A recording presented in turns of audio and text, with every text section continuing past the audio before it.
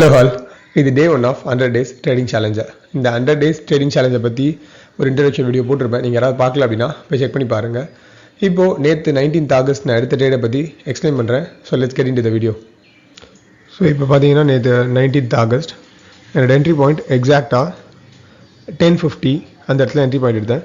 So என்ட்ரிக்கு பின்னாடி இருக்க logic என்ன அப்படின்னா, மார்க்கெட் ஆல்ரெடி ஓப்பன் ஆகி மேலே போயிட்டு திருப்பியும் கீழே வந்து அகெயின் ஆல்மோஸ்ட் திருப்பியும் இன்ட்ராடே ஹை கிட்ட வந்துருச்சு. ஸோ இன்னொரு ஸ்விங் டவுன் சைடில் ஃபார்ம் ஆகுது அப்படின்றது கொஞ்சம் கஷ்டமான விஷயம். ஸோ அந்த ஒரு பேசிக்கான ஒரு ஜென்ரல் மூவ்மெண்ட்டை வச்சு மட்டும்தான் நான் எக்ஸாக்டாக 10:50 அப்படின்ற இந்த இடத்துல என்ட்ரி ஆனேன். ஓகே, என்னோடய ஸ்டாப் லாஸ் இந்த இடத்துல இருந்து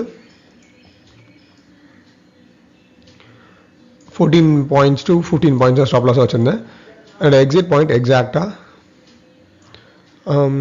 ஒரு 34 பாயிண்ட்ஸ் 1:2.3 அந்த ரேஷியோவில் இருக்கும்போது நான் எக்ஸிட் ஆகிட்டேன். இதை நான் உங்களுக்கு ஆப்ஷன்ஸில் எந்த ஆப்ஷன்ஸ் எடுத்தேன் அப்படின்றதையும் காட்டுறேன்.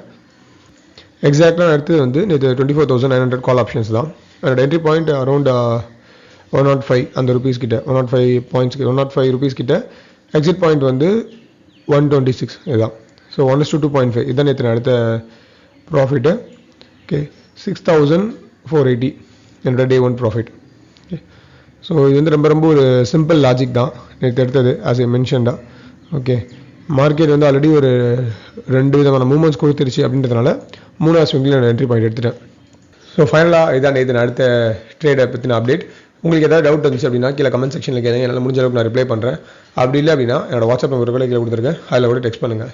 So let's see you in the next video. Until then, bye from Karthik.